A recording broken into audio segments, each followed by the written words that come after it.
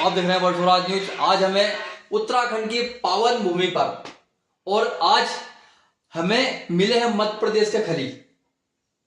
आपने इन्हें कई बार देखा होगा टीवी चैनलों में, इंडिया को चैनल में गए हैं और अमेरिका तक प्रस्तुति दे चुके हैं। खासियत क्या है? खासियत इनकी है कि चोटियां सामान्य चोटियां नहीं है, ये चोटियां दिख रही है सामान्य चोटियां नहीं है। इस चोटियां से ट्रक खींच चुके हैं। सीना देख रहे हो, सीना सामान्य सीना नहीं है, इस सीने पे पत्थर तोड़ चुके हैं, वो भी कुंटलों के पत्थर। आपको लाइव दिखाया थोड़ी देर पहले।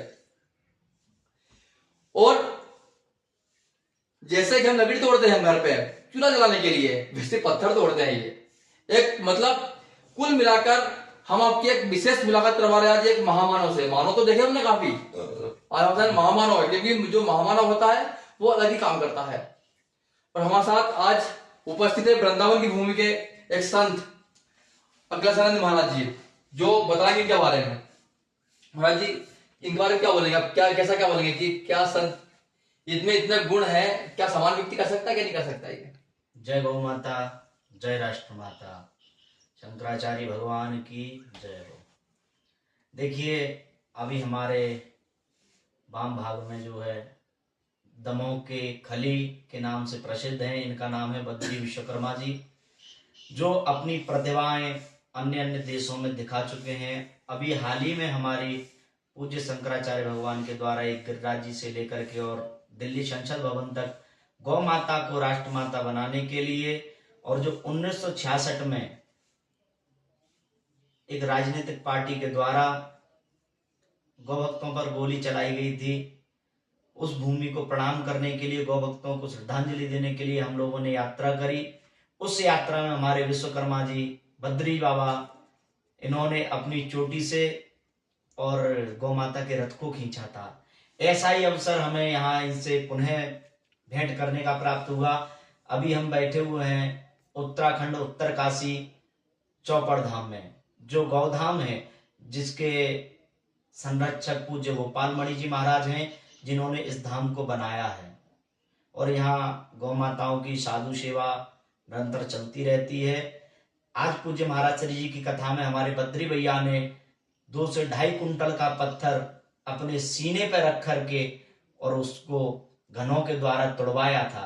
ये कोई साधारण कला नहीं है कि किसी से सीखी हो, ये सब हनुमान जी महाराज की बहुत अच्छी कृपा इनके ऊपर है। गौ माता का आशीर्वाद है, संतों का आशीर्वाद है, जिसके फलस्वरूप ये सब कर पाते हैं। और अभी 4 दिन तक इनके नित्य कार्यक्रम होते रहेंगे, जो आप सभी गोपाल मणि जी महाराज के YouTube और Facebook चैनल के माध्यम से देख भी सकते हैं।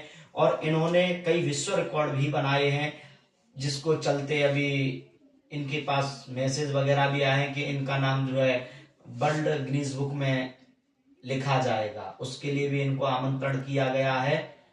और आप सभी से भी आशा करते हैं कि ऐसी सनातन की प्रतिभाओं को, और सबसे बड़ी बात ये कि ये जब बिग बॉस में गए थे तो वहां सलमान खान का जो एक एक्टर का नाम है, उसने जो है इनको कहा कि आप बिग बॉस में रहना चाहते हैं तो आप अपने मस्तिष्क से तिलक और अपना ये भगवा उतार दीजिए। तो इन्होंने कहा भाड़ में जाए तेरा बिग बॉस, और मैं अपने सनातन का ये जो बिंदु है इनमें से किसी को नहीं छोड़ूंगा, और ये बिग बॉस को जो है लात मार करके चले आए।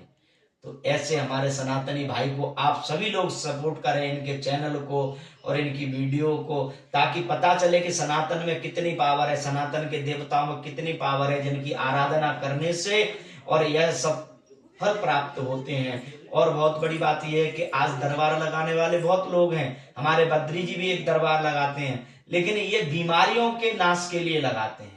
ये किसी का पर्चा नहीं बनाते, ये बीमारियों के नाश के लिए लगाते हैं। इन्हीं शब्दों के साथ अपनी वाणी को विराम। जय गौ माता, जय राष्ट्र माता। जब बिग बॉस में आपको तिलक के लिए, गमछे के लिए बोला, तो आपके मन में क्या प्रेरणा हुई? हनुमान जी ने क्या बोला? क्या किसकी प्रेरणा से आपने छोड़ के आगे उसको आप? जय गौ माता, राष्ट्र माता। भैया हमारा ने इतने बुलाव हो तो शंकराचार्य के साथ में हम दिल्ली गए थे, भैया ने बताया अखिलेश जी ने, तो मैं उनके साथ में चोटी बांध के तो लेके गया था। पूर्व में मैंने बटियागढ़ अपने गांव से श्री श्री भगवान जी के नेतृत्व में और पंडित मनोज देवरिया जी के सहयोग से मैंने 11 दिन में अयोध्या रथ लेकर गए थे हम। 22 तारीख को पहुंचने था हमारे लिए, लेकिन हमें किस में पहुंच गए थे। एक दिन में 50 से 75 किलोमीटर चलते थे हम 24 घंटा में, इतने चलते थे। और रामचंद्र जी के दर्शन हो गए। उसके बाद हम वापस आए, और जैसे वहां से वापस आए तो सबसे पहले हमारे लिए ऑफर आया शंकराचार्य मोहन की तरफ से और हमारे अखिलेश भैया ब्रह्मचारी। उसके बाद हम वापस आकर फिर हम तत्काल वहां से निकले। फिर ऑफर आओ माधुरी दीक्षित और सुनील शेट्टी के यहाँ से कि आपके हमें आपका शो देखना डांस इंडिया में, वो करके वापस आए। फिर वापस आए तो तत्काल हमारे परम पूज्य संत श्री गोपाल मणि जी। तो हमने देखा है एक बुंदेलखंड और एक उत्तराखंड। तो इनमें दोनों नेता नहीं बोलना चाहिए, इनके संत बहुत प्रभावशाली। एक बुंदेलखंड में बागेश्वर महाराज जी प्रभावशाली है और दूसरे गोपाल मणि जी उत्तराखंड। तो इनके उनके मंच पे कार्यक्रम करने का अवसर मिला और इनके मंच पे अवसर मिल गया करने का। अभी बहुत कार्यक्रम, जब मैं बिग बॉस में गया था, मेरे से सलमान खान में 2 बार गया, इंडिया गॉट टैलेंट में हम गए थे। तो वहाँ सभी थाना तक पहुंचे, बोले कहले आप ये एग्रीमेंट ले लो या 5 लाख रुपए ले लो। हमने आप हमें एग्रीमेंट दे दो। हम एग्रीमेंट से क्या हो, कह रहा आपके लिए बिग बॉस में जाने के लिए मिलेगा।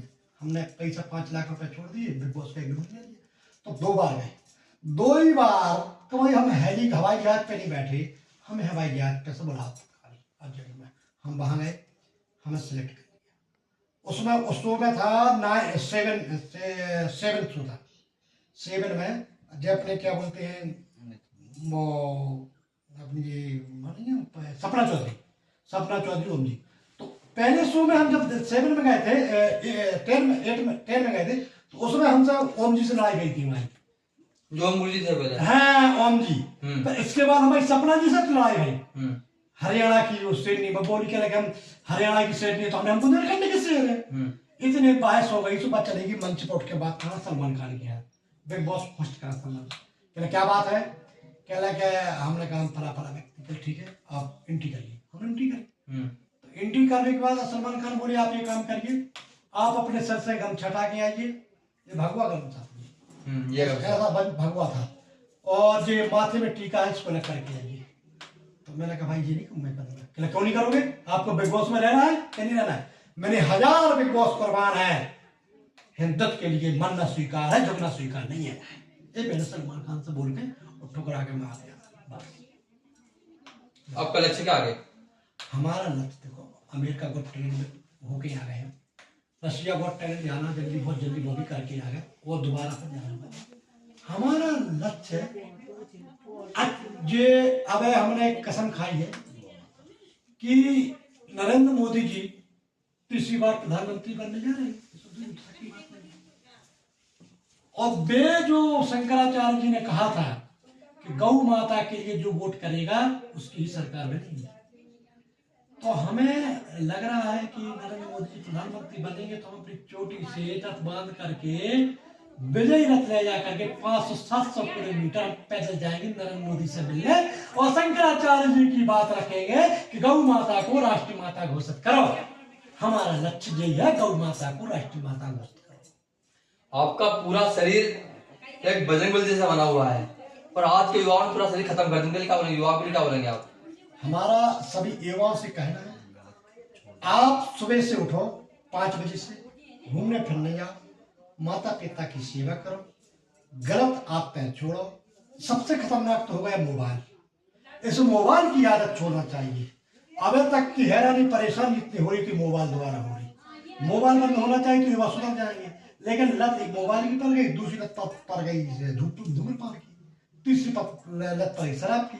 तो अब है कि जो 2000 के बाद जो औरत मैंने जन्म लिया है वो बहुत ज्यादा खतरे में गिर रहा है। उनको हमारा कहना यही है कि आप लोगों से मेरा हाथ जोड़कर विनम्र अनुरोध है कि आप अपनी माँ को माँ देखो, बहन को बहन देखो, भाई को भाई देखो, और गलत आदतें छोड़ दो।